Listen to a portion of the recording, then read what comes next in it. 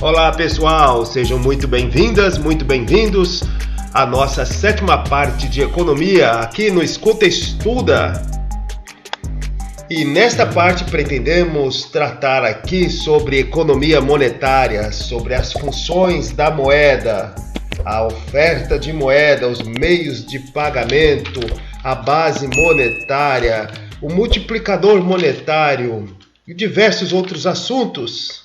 Mas antes de tudo isso, eu queria trazer aqui uma reflexão muito importante que eu estava lendo aqui no Manual de Economia. Quem quiser buscar lá nas lojas Amazon é de graça, gratuito. É os princípios da macroeconomia, princípios da macroeconomia, segunda edição. E estava lendo sobre política fiscal neste manual de economia. Tem 700 e poucas páginas, já estou próximo do fim, mas nele passou-se uma reflexão muito interessante sobre política fiscal, né? Relembrando aqui, no último áudio resumo, falamos de política. No penúltimo, não foi no último. No último falamos do câmbio fixo, câmbio flutuante, câmbio de bandas, câmbio de flutuação suja. E no penúltimo tratamos da política fiscal e da política monetária. Se vocês lembrarem lá, a política fiscal, as ferramentas desta política são aumentar ou diminuir as taxas, aumentar ou diminuir os gastos públicos. E aí nós podemos ter a expansionista e a contracionista. A política econômica fiscal expansionista é quando diminuímos as taxas e aumentamos os gastos públicos. E o contrário, a contracionista, também chamada de retracionista, é quando aumentamos as taxas e diminuímos os gastos públicos. E aí que está a grande questão. Aonde que se aplica e em qual momento da economia que devemos fazer uma política fiscal expansionista ou uma política fiscal contracionista? Em qual momento? Muita gente, pela lógica mais simples, apostaria que a política fiscal expansionista ela teria que ser feita quando a economia estivesse bombando, estivesse a todo vapor, estivesse vendendo, a produção em alta, as empresas utilizando a sua capacidade máxima de produção, e aí que deveria fazer a política expansionista, porque estaria aumentando a entrada de impostos, né, porque parte das taxas e impostos que vão parar como receitas do governo, elas advêm também da movimentação econômica. Então, quando a economia está ativa, a tendência é que o governo arrecade mais. E aí poderia falar assim, então, quando a economia está bem, podemos aumentar os gastos públicos e diminuir as taxas, né? Porque vai aumentar a arrecadação, então pode diminuir um pouquinho ali para permanecer e aumentar os gastos. E quando a economia não está bem, ela está em depressão, ou mesmo está em recessão, existem as duas diferenças, depressão está caindo e recessão ela não está nem crescendo nem diminuindo, mas quando a economia está nessa situação letárgica, e aí a gente pode fazer uma política econômica, fiscal, contracionista. É isso que poderia pensar a lógica comum, porque partimos da ideia da pessoalidade. Porque no momento em que as coisas estão ruins, no nosso sentido individual econômico, aí a gente deixa de gastar, é uma coisa óbvia. E quando as coisas estão bem, nosso salário está ótimo, estamos ganhando bastante, aí a gente vai lá, esbaldeia, leva a família nos melhores restaurantes, compra brinquedo para as crianças, gasta com a mulher, gasta com o cachorro, gasta com tudo. Não há, aí a gente vai e faz, mas não é assim que funciona em relação ao governo. O Manual de Economia mostra que nós não somos, quer dizer, Existe uma diferença brutal entre a economia do ponto de vista de um indivíduo da economia do ponto de vista do governo. O governo não é um indivíduo, ele não tem que seguir a mesma lógica do indivíduo na política econômica fiscal. Aí que é a grande questão. Quando a economia está em crescimento, o recomendado pelos manuais de economia é uma política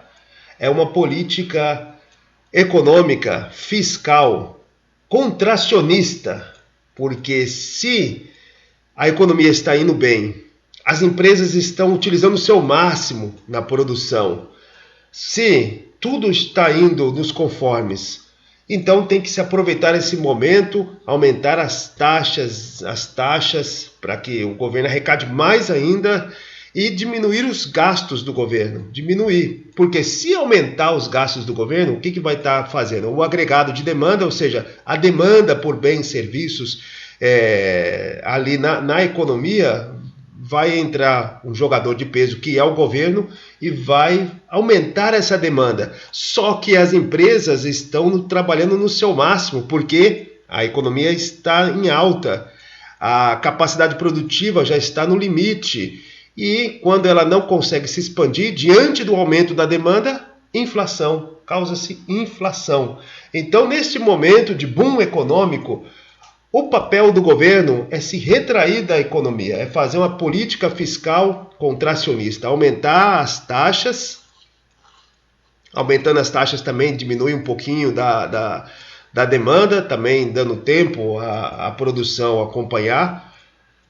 E também diminuir os gastos do governo, para diminuir a demanda também na economia. A economia está indo bem, não há problemas ali, né? Só que quando há um aumento da demanda, a oferta leva um tempo para acompanhar, do ponto de vista de Keynes.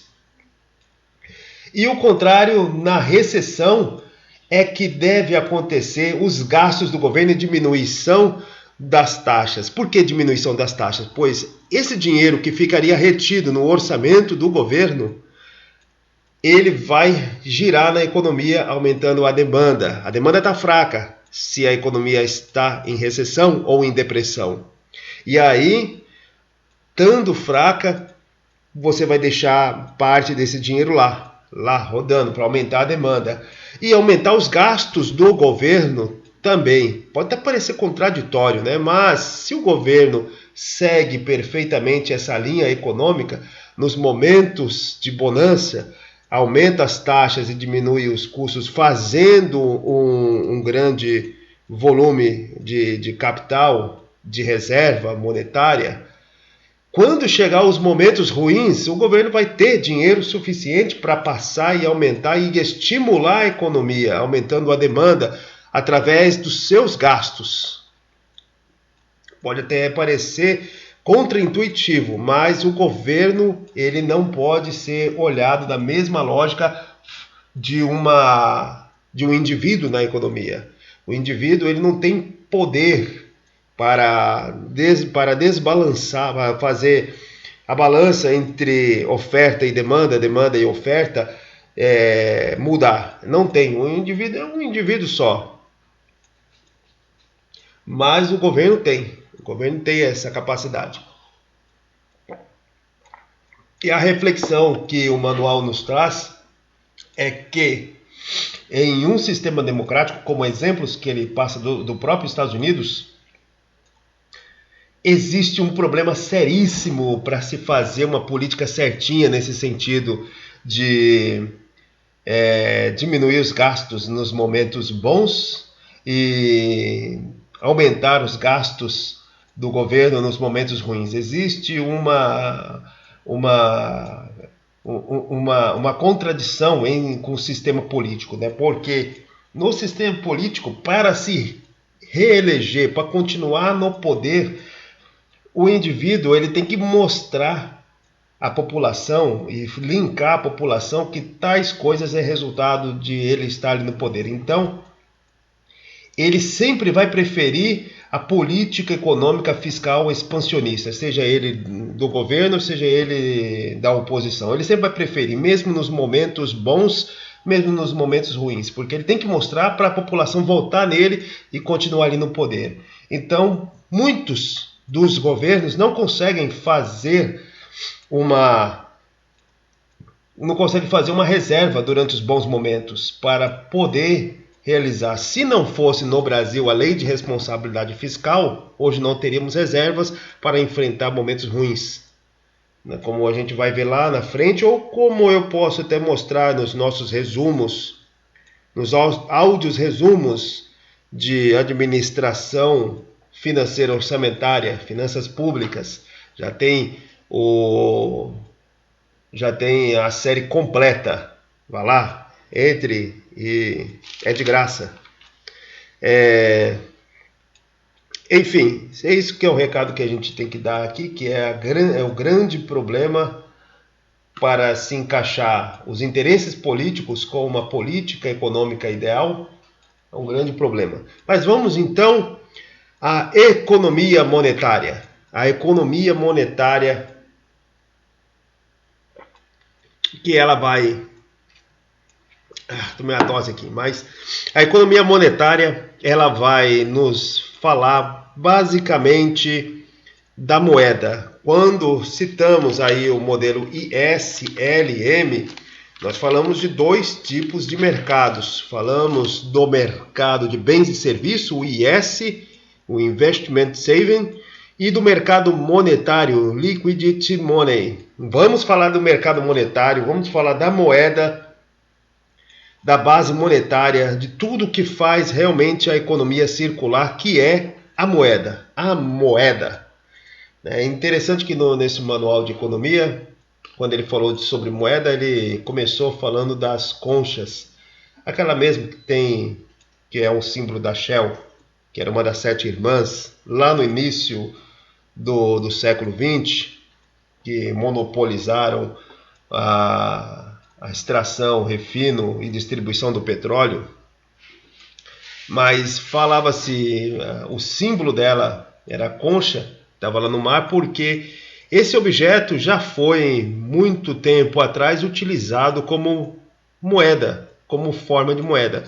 A questão é o seguinte: antes da moeda, o que se fazia no mundo, provavelmente ali no início da civilização, lá bem no iniciozinho mesmo da civilização, quando o ser humano descobriu que pode plantar, cercar um pedaço de terra e plantar, ali o que acontecia de relações entre as pessoas e utilizando os objetos era o escambo, era a troca. Então as pessoas pegavam coisas ali da natureza, alguma coisa, e falavam que era dela. Só que elas precisavam de outras coisas que estavam em poder de outras pessoas. Então elas apenas trocavam. Só que muitas vezes a pessoa precisa de algo e a outra que tem esse algo não precisa daquilo que a pessoa tem. Se você tem banana, você quer maçã, mas a pessoa que tem maçã não quer banana. Então não há como negociar neste momento. Então há um impasse. E aí que entra a moeda. A moeda, ela vai intermediar isso. Você pode entregar uma quantidade de moeda para essa pessoa, você pode ter a maçã. Essa pessoa vai ter essa moeda, ela não quer a banana, mas ela vai querer uma outra coisa, e com essa moeda ela vai atrás da pessoa que tem essa outra coisa. E aí que começa uma das primeiras funções da moeda, que é meio ou instrumento de troca. É isso, simples. É claro que hoje, na economia moderna, ela tem outras formas também. Ela é reserva de valor, ela é uma unidade de compra, ela também serve para especular, ela não serve só para meios, né? Tem pessoas que querem a moeda para ter mais moeda. Simplesmente ele não quer trocar nada, mas é uma das funções. A moeda tem essas funções. Ele é um ativo financeiro para realizar estas funções. Troca unidade de compra e reserva de valor. Todas elas são influenciadas pelo processo inflacionário, que já falamos muitas vezes aqui, que no final do século XX, início do século XXI e até hoje é a grande preocupação dos economistas dos mais diversos governos que dirigiram o Brasil.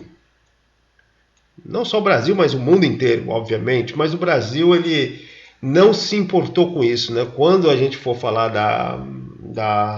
do governo militar, eles tomaram a decisão de que não iriam enfrentar e controlar a inflação, e sim conviver com ela, que gerou ali um certo controle, empurrou, até um certo momento que não deu.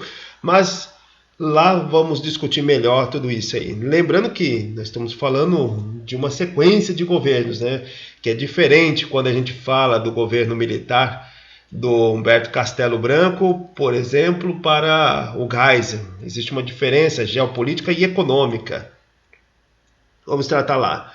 Então, nós temos estas funções de troca, de unidade de compra, de reserva de valor, mas temos também os tipos que podem ser moeda papel, pode ser uma moeda escritural, pode ser um metal precioso, pode ser uma quase moeda. Vamos exemplificar uma quase moeda. O que era a quase moeda? Um dos exemplos históricos de nosso país é o URV, que foi uma medida que foi momentânea para debelar a inflação de expectativa no governo que se tinha, né? Porque a inflação brasileira ela tinha vários componentes, tinha a inflação de demanda, tinha inflação de custos, tinha inflação inercial, era uma mistura, não se sabia o quanto era de cada uma. Se você pensava no monstrego que era a inflação, no caso brasileiro, e você tinha o percentual de cada um e não era possível você afirmar com tanta certeza. Tantos por cento, 33% da inflação brasileira do cruzado, cruzeiro, naquela época de 93, 94, início de 94, tantos por cento é inflação de demanda, porque o povo quer comprar e não tem. Tantos por cento é inflação de custos, tantos por cento é inflação inercial, as pessoas já pensam que vai ter uma nova, então. Mas precisava debelar todas essas inflações. A primeira a ser debelada foi a inflação inercial, que é a expectativa que as pessoas têm de que o valor da moeda vai aumentar logo à frente. E aí o que foi feito? Criou-se uma unidade, colocou-se ela ao lado da moeda velha, carcomida, que estava se desgastando, o cruzeiro, e aí todo comerciante tinha que colocar o RV é tanto, a moeda tal é tanto, né? Foi uma maneira de não dolarizar a economia, de criar uma unidade e debelar as expectativas da população. Foi criado o RV, que é uma quase moeda, nesses tipos de moeda. Enfim, papel moeda, como já se sabe, ele hoje, né, principalmente nas economias mais simples e locais onde o sistema bancário ainda não é bem desenvolvido, usa-se o papel moeda, né, uma representação de certo valor que vai passando de mão em mão. A moeda escritural bancário, que é só o sistema bancário que vai colocar ali, vai ter o valor. Muito ligado ali aos depósitos à vista, quando você vai lá, coloca o dinheiro no banco, né? Ou na conta corrente ou na poupança, né? Mas vai ter diferença entre essas duas.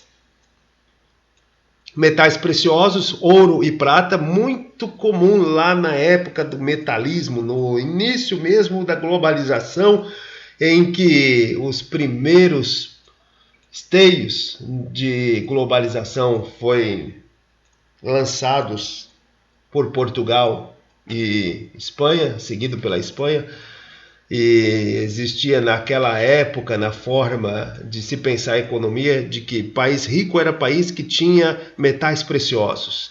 Era país que conseguia ter bastante dinheiro. Os portugueses não tiveram a sorte de achar metais preciosos quando descobriram o Brasil, nem quando eles já estavam controlando Angola, Moçambique, Timor-Leste e Goa lá na Índia. Eles não tiveram a sorte, mas sabiam que poderiam ter acesso comercializando. E aí veio a cana-de-açúcar, etc. Né? Mas pensava-se nisso muito.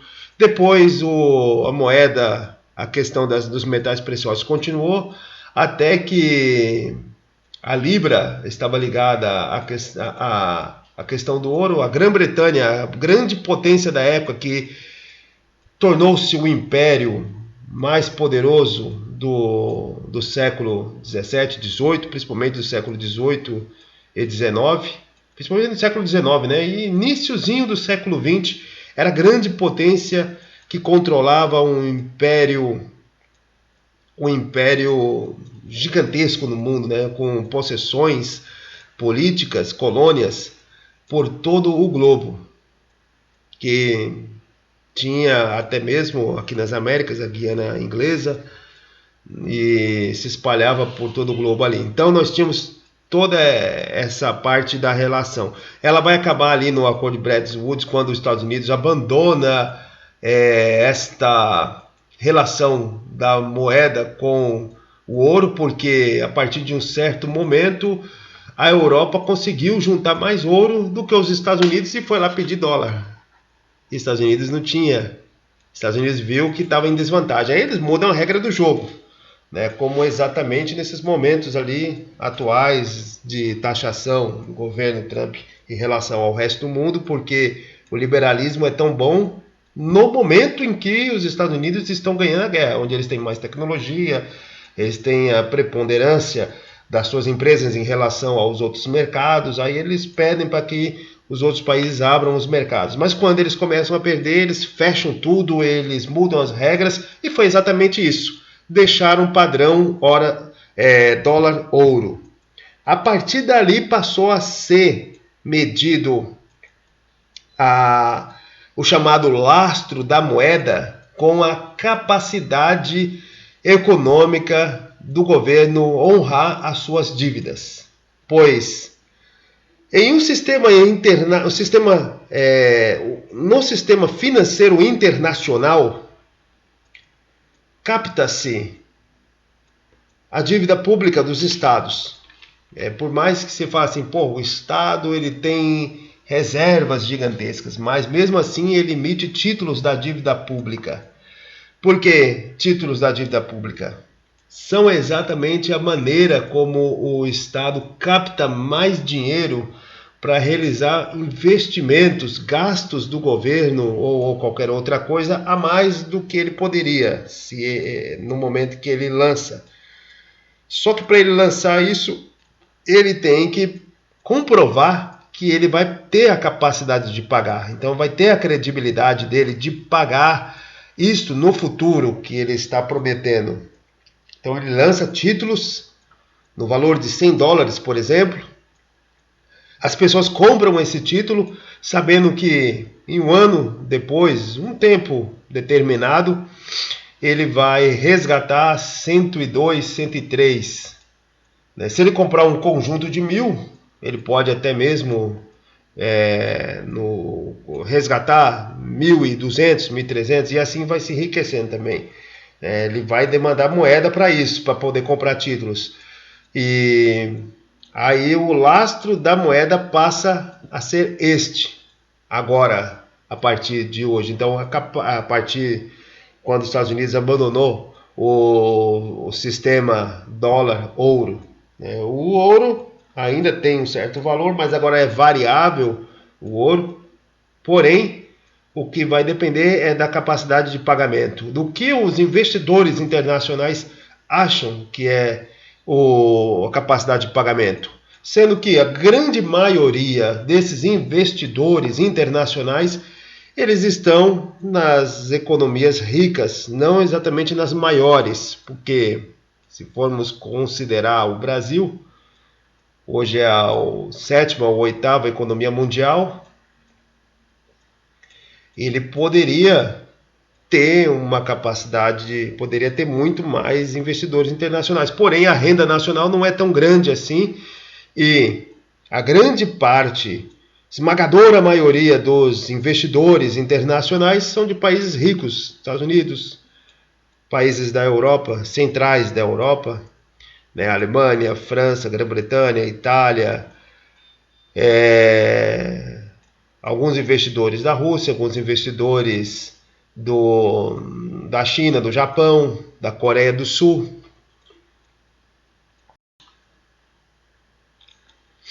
Mas as do Brasil são poucos, né? Claro, existem sim investidores no Brasil, mas em porcentagem do que poderia ser, em proporcionalidade das populações, o Brasil sendo a 7ª população mundial, já foi a 5ª, né? A população brasileira está decaindo.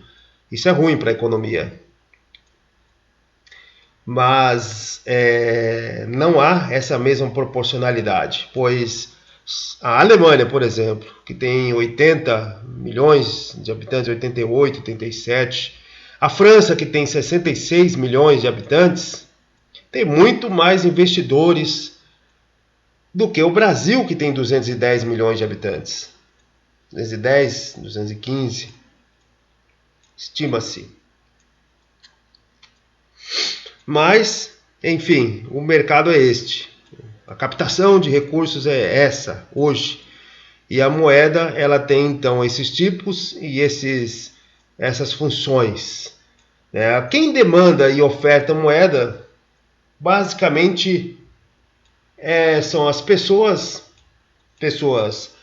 físicas ou pessoas jurídicas vão demandar a moeda, elas não têm poder de ofertar. O único que tem poder de ofertar é o governo, e aí que nós vamos trabalhar nessa economia monetária a parte dos agregados monetários oferecidos pelo governo. Mas voltando às pessoas que demandam moeda, para quê? Para quê?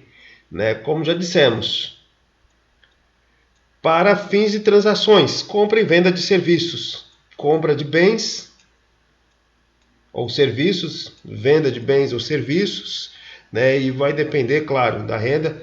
Para fins de precaução também, como reserva de emergência, assim como a gente guarda dinheiro na poupança para certas eventualidades, possibilidades que a gente vai ter que utilizar esse dinheiro, a gente guarda lá, fica rendendo, dependendo do banco que se colocar.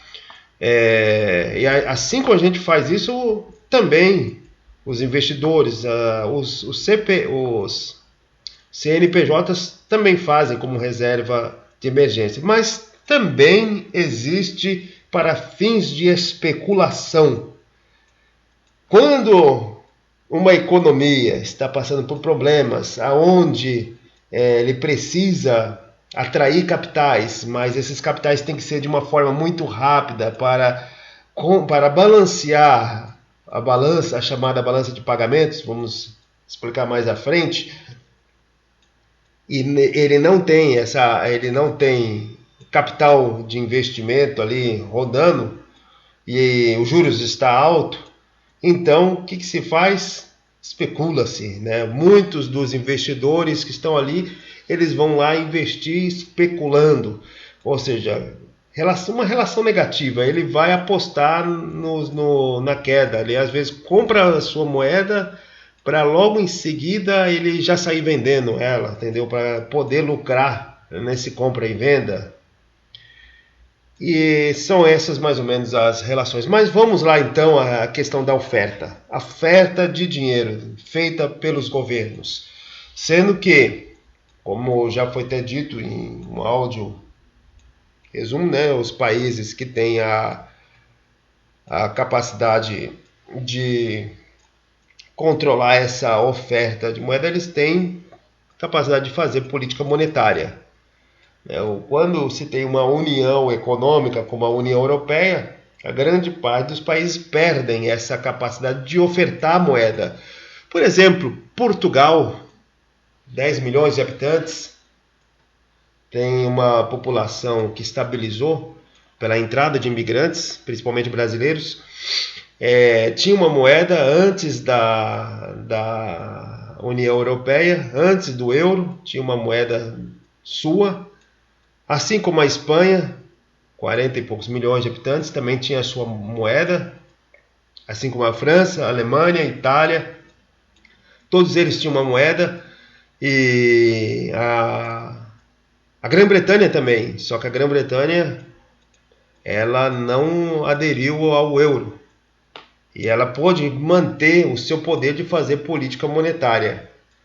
A grande questão é que a Grã-Bretanha tem 66 milhões de habitantes, é a junção de algumas nações, né, como a Inglaterra, País de Gales, Escócia e Irlanda do Norte.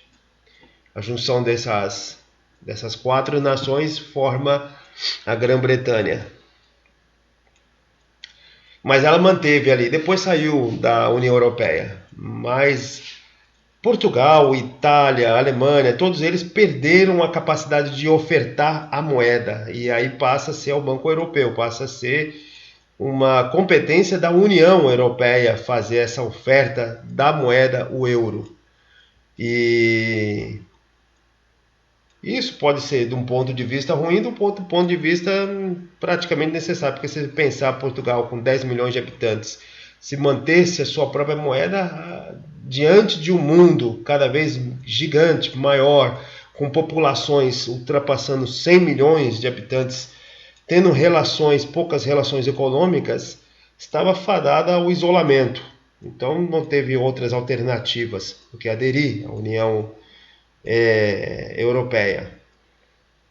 Mas vamos lá, quando um governo lança a moeda, nós temos os chamados meios de pagamento. Esses chamados meios de pagamento que estão atrelados à palavra liquidez absoluta, quando se diz na economia que se tem uma liquidez, na verdade os valores fluindo de mão em mão, de empresa para empresa, de entidade, da parte pública para a parte privada, da parte privada para outra, ela vai fluindo, chama-se a liquidez ali, né? Se fizéssemos analogia ao corpo humano, seria o movimento do sangue nas artérias capilares, veias, seria uma analogia mais ou menos assim, a questão da liquidez.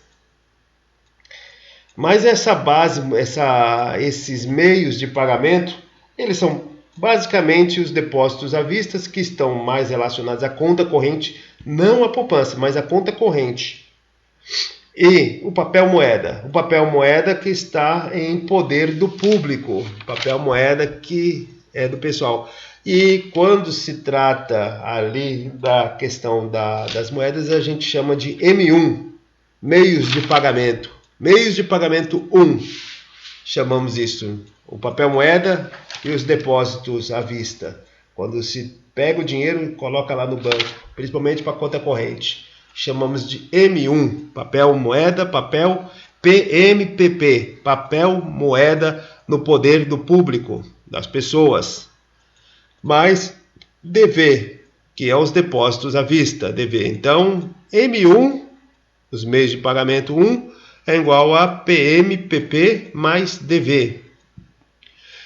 E nós temos também o M2. O que é o M2? M2 é o M1, ou seja, papel moeda no poder do público, mais os meios de pagamento, mais depósitos especiais.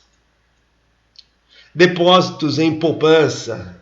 São vários, né, depósitos, tipos de a poupança, depósitos especiais, quando você investe lá em uma ação, em qualquer outro, títulos emitidos por instituições depositárias, né, títulos de empresas, de bancos, etc, etc. Então você tem esse M2.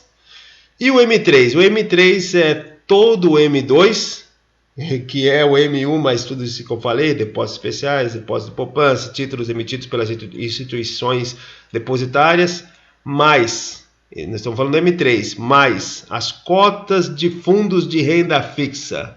Quando você pega cotas, né, do fundo de renda fixa, mais as operações compromissadas e registradas no sistema Selic, na Bolsa de Valores ou em outras bolsas ali, o Ibovespa e diversas outras ali. Então você tem esse M3 e o M4, os meios de pagamento 4 ampliados, é o M3 mais os títulos públicos de alta liquidez, ou seja, grande movimentação. Não precisa assustar isso, né? Mas é uma conta simples, né? Mas é necessário saber isso porque com esses meios de pagamento a gente consegue saber o que nós chamamos de processo de expansão da moeda, que o sistema bancário vai fazer, que são também chamado de criação de moeda escritural. A criação dessa chamada moeda escritural, que é nesse sistema de empréstimos, de investimentos, os bancos conseguem fazer com que o valor que estaria totalmente parado como depósitos deles se transforme em meios circulantes que vão ficar circulando aí por várias categorias. Eles podem se tornar investimento, podem se tornar depósitos especiais, poupança, títulos emitidos, cotas de fundo de renda fixa, podem ser também compromissos e registros, títulos públicos, tudo isso vai se transformar em tudo isso. E aí esse dinheiro circulante que vai nesta onda no sistema bancário, ele vai aumentar o seu valor. Ele vai ter meios de pagamento, meios de recursos aumentado, o que também pode ser chamado ali no processo de alavancagem e que mais chamado de criação de moeda escritural. Nós vamos falar isso mais no próximo áudio resumo. Agradeço para quem escutou até aqui. Se inscrevam no canal para ouvir mais explicações de economia. Uma dica aqui é ouvir, baixar. Na hora que for baixar, dá o joinha, se inscreva no canal, baixem algum equipamento, ou mesmo coloque no celular e vá fazer uma caminhada aí no Parque do Ibirapuera, ou qualquer outro parque que tenha na sua cidade, e ouça, é uma coisa bacana de se ouvir. Muito obrigado, se inscreva no canal e até o próximo áudio resumo.